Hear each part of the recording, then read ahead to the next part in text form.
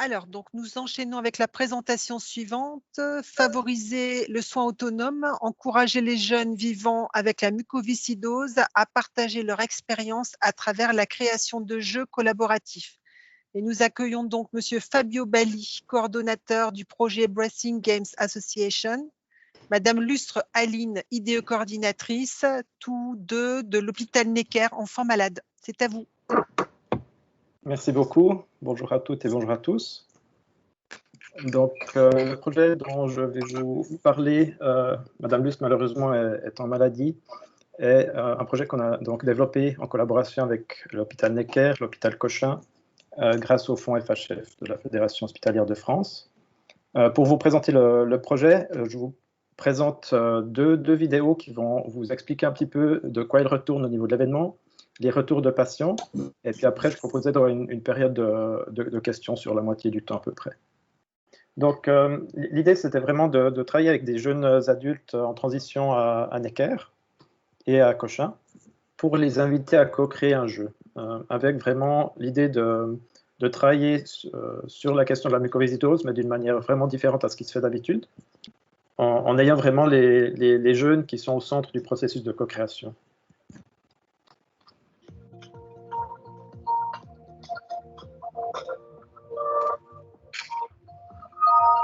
Je suis infirmière coordinatrice à l'hôpital Necker depuis plus de 30 ans et puis je m'occupe des parents et des enfants atteints de mucoviscidose, du diagnostic au passage chez les adultes. Je m'appelle Damien Fangous, je suis venu à la Game Jam en tant que game designer et développeur.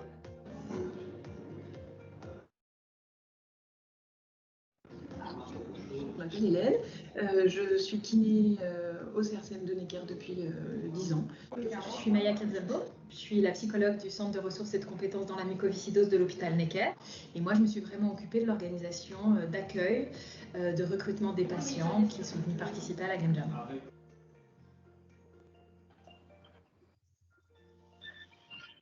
On essaie d'avancer sur deux jeux.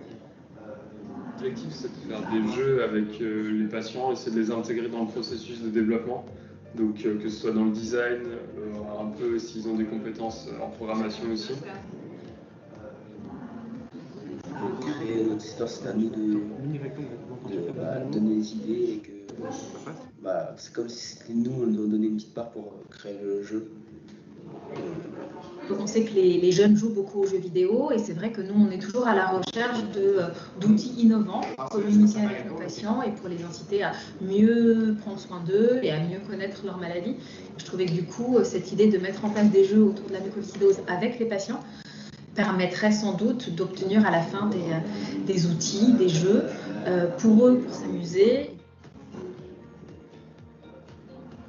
Je trouve ça super intéressant de voir déjà comment tous les gens qui travaillent pour des jeux, que ce soit dans la construction d'un jeu de cartes, quelque chose sur l'ordinateur, tout ça. Donc déjà, pour ma culture personnelle, c'est bien.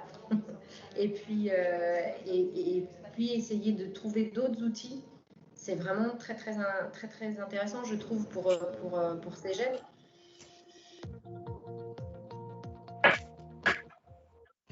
Vrai bonheur de les retrouver, de retrouver tous ceux qui étaient là pendant la première Game Jam. C'est vraiment génial de voir que finalement leur implication sur la durée existe et puis tout ce à quoi ils pensent, auquel nous on ne pense pas, qui est vraiment génial.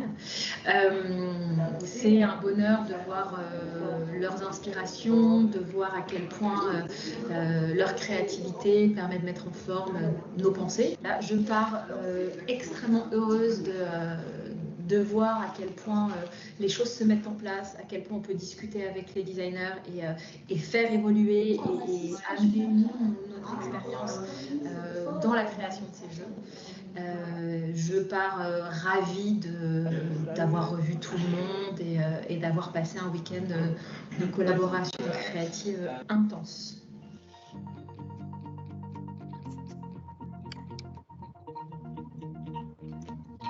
Voilà, donc cette première vidéo, ça vise à vous présenter un petit peu le processus. Là, si vous pouvez me passer la deuxième, simplement jusqu'à 3 minutes 25. Là, c'est le retour plus des jeunes adultes qui ont participé.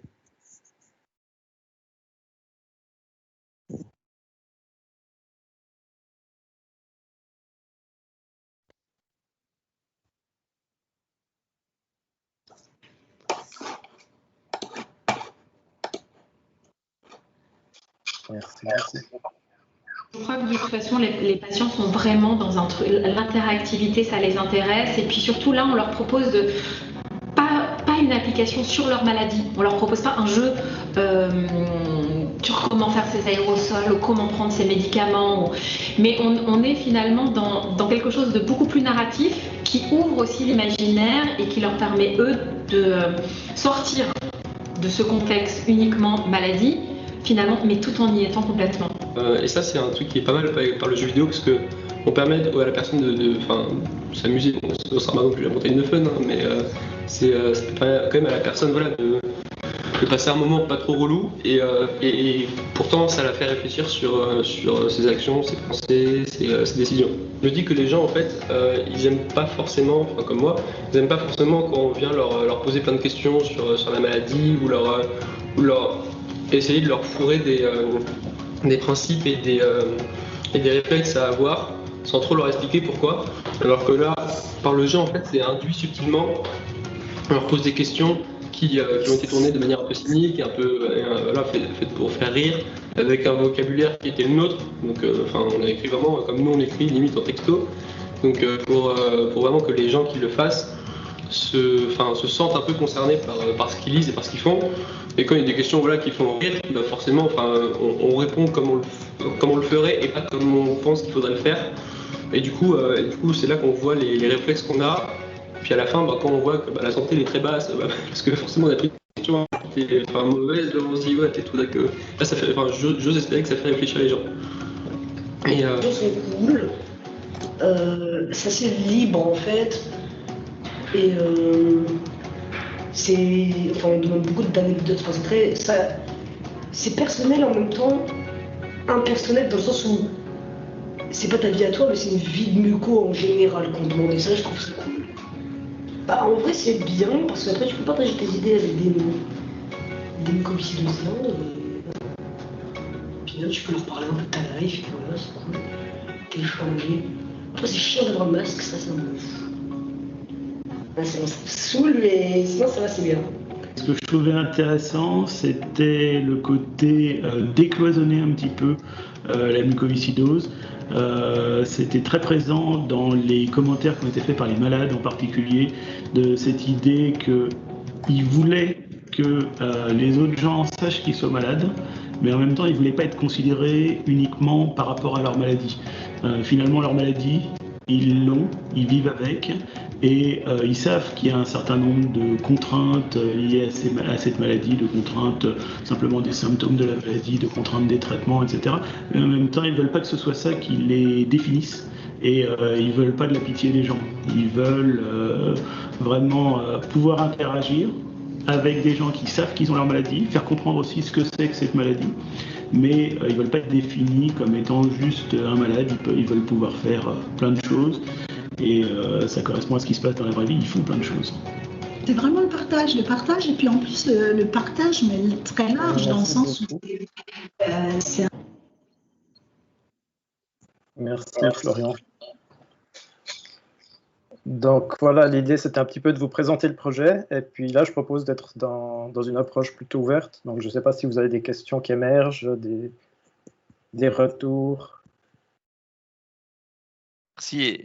Merci de partager cette expérience qui est effectivement tout à fait singulière, et on voit bien au travers des propos des adolescents combien c'est bénéfique pour eux, et combien aussi les observateurs je dirais extérieurs au groupe adolescent, ont perçu quand même une dynamique tout à fait singulière, très, très, très pertinente. Hein, et on voit bien, dès qu'on leur donne la parole, comme disait Marianne tout à l'heure, dès qu'on leur donne la possibilité d'agir dans un domaine ou dans un autre, et là, dans la création d'un jeu, ils sont très inventifs. Hein. J'ai beaucoup aimé l'intervention du jeune garçon qui dit tout est possible. Oui, c'est vrai. Et c'est d'ailleurs la psychologue que vous avez vue disait, ben là, ça fait quand même des années qu'on arrive à suivre ces jeunes. Et puis là, en 2 jours, en fait, ils ont parlé de choses dont ils ne parlent jamais avec nous, puisqu'ils sont dans un autre contexte et on n'est pas forcément ciblé sur le traitement, mais vraiment sur le partage. Et effectivement, et on peut voir combien la création de ce jeu est finalement un outil de médiation qui est fait pour se dégager et finalement ramènent d'une certaine manière à leur vie. Parce que la jeune fille là, qui dit c'est cool de parler de sa life, mais sans qu'on lui le demande, c'est quand même assez exceptionnel. Finalement, on arrive vraiment aux objectifs qu'on voulait, que vous désiriez sur le bien-être de l'adolescent. Donc, un grand merci parce que c'est tout à fait novateur. Merci. Peut-être je peux juste vous partager encore une ou deux choses, là, si je suis simplement en mode écran. Donc, l'initiative de 3 points importants, c'est donc une initiative non commerciale. Donc, le but, c'est pas de créer des jeux commerciaux, mais c'est vraiment d'encourager la communauté à adapter, à reproduire les jeux. Donc, si vous allez sur Breathing Games, vous avez l'ensemble on a plein de prototypes qui ont été créés. Dicosim, par exemple, c'est celui qu'on a créé à la suite Necker avec ces jeunes, où là, l'idée, c'était de dire on voulait que les jeunes partagent en fait leur expérience. Et donc là, ils ont créé des situations. Oui. Ils ont créé des situations avec 2 choix à chaque fois. En fonction du choix qu'ils vont faire, ils vont avoir 4 indicateurs de santé qui vont augmenter ou réduire. Santé physique, mentale, sociale et karma. Et donc, à la fin de quelques jeux de cartes, si on veut, ils vont avoir leur résultat en disant peut-être voilà, tu pourrais faire plus attention à telle santé ou tu as été attentif sur tel autre aspect de la santé. Et puis l'autre jeu qu'on a co-développé avec eux, c'est un jeu multijoueur avec vraiment l'idée aussi de favoriser les interactions sociales. Là, on a pris presque une année de développement de base pour avoir la plateforme de base du jeu. Et puis maintenant, ce qu'on veut, c'est vraiment essayer d'inviter les différentes personnes à co-créer leur niveau, en utilisant éventuellement un capteur pour intégrer les questions de souffle. Donc là aussi, on a fait plein de prototypes différents qui sont aussi librement reproductibles. Là, on voit qu'on s'améliore petit à petit. Où est le dernier? Il est plus bas, je crois. Et là, c'est un petit peu aussi de changer la dynamique de création et de recherche, en disant on ne peut plus aujourd'hui faire simplement une planification de recherche et puis aller consulter finalement des sujets et puis après nous-mêmes faire notre propre analyse, mais on veut vraiment les impliquer tout au long du processus pour qu'ils puissent se réapproprier leur santé et aussi les technologies en fait qui vont avec. Et donc suite à ça, c'est un projet qui a démarré à Montréal, qu'on a porté ensuite en France, en Suisse, en Italie, en Corée. Et là, on est en train de préparer une étude pilote pour tester un des jeux au niveau international sur la gestion de l'asthme. Donc voilà, si ça vous intéresse, n'hésitez pas à participer ou à nous contacter. Très bien. Voilà. C'est un grand merci. Et dans le chat, je vois Priscilla qui note j'aime l'idée de co-créer, pas de créer à leur place en croyant qu'on est juste. Et effectivement, on voit bien combien c'est juste de les laisser créer et combien surtout c'est très très riche. Un grand merci. Je propose, compte tenu du temps qui avance, de passer à la dernière communication. Pascal, je vous laisse le soin de présenter l'orateur.